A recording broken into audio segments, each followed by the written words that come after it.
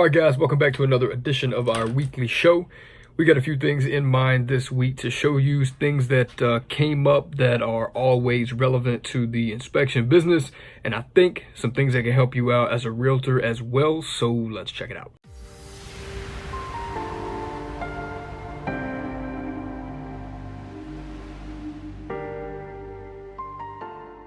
All right, so the first thing that came up this week really pertained to the infrared camera inspection. Now, of course, if you've worked with us before, you know that we use these on every single inspection that we do, simply because this is our best shot at seeing if there are any type of leaks or moisture behind the wall.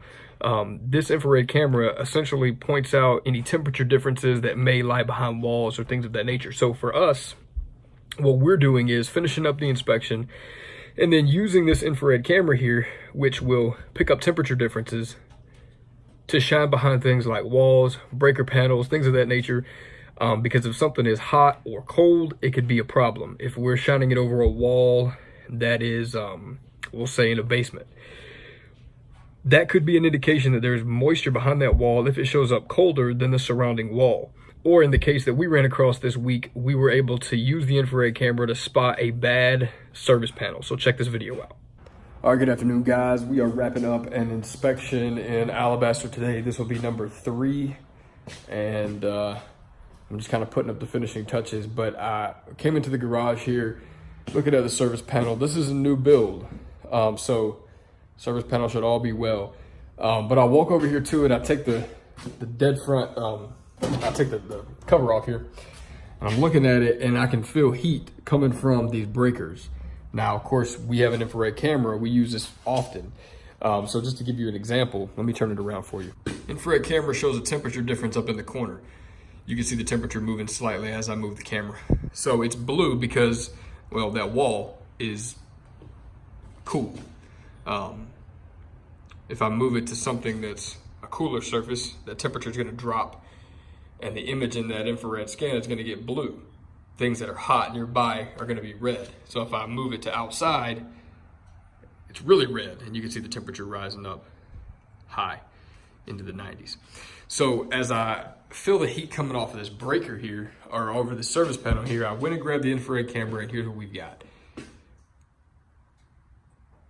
Can you see the temperature of those breakers running up into the hundreds? Something is badly overheating inside of that service panel. That's what we want to avoid. All right, so, I mean, there's a couple of things that could be the cause for that.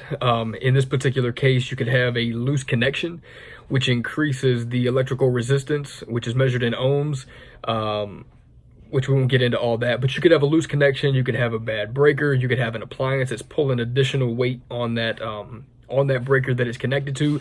You could have something that's undersized. You could have any number of difficulties there. So what we want to make sure is that gets corrected, obviously by a licensed electrician. But that is that's a critical thing. That's something that needs to be addressed ASAP, not something that needs to wait until the inspection report gets sent out and the seller agrees and maybe doesn't disagree. That's something that's critical, and that is something that we would only be able to know definitively with our infrared camera. So the next thing that came up this week was an inspection at the Regency Summit. Now, the point of this next video is simply to show you that as inspectors, we have a lot of leniency as far as what we inspect and the ways in which we go about doing so.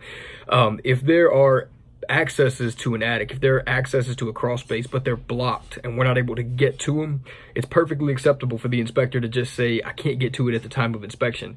What took place at this recent inspection, I essentially had to fight for to gain access to the roof. So I shot a video while I was up there and showed the viewers, and you in this case, why it's critical that we fight to get access to those spaces, because oftentimes there's things up there that need to be corrected. So go ahead and check this one out. All right, so they give me fits about coming on the roof. They don't want me up here.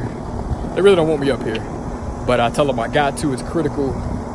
I am doing that with the shot in the background, just so you'll see. I could have just waved that and said on the inspection report, didn't have access to the roof. But I fought it, got up here on the roof. That's what your home inspector needs to do. I check out their HVAC unit and look, the whole back side of it missing. Look at that. Missing the cover on the back side. You can't have that, especially when you're up here exposed to the elements and the beautiful city in the background. Man, you gotta fight for it. Fight for the clients. All right, guys, that's it for our weekly videos this week. We've got a busy week. Today is Monday, so we're just cranking it up and getting started. I will try to update some more videos along throughout the week to show you things that we have encountered. And then, as always, you can check out our YouTube page at Sterling Home Inspection. And, of course, we upload videos there all the time. So if you have any questions, concerns, comments, leave them below or get in contact with me. And if I don't answer your call, I'm probably out there doing inspections this week, but I'll get back to you as soon as I can. And I'll check in with you guys next week.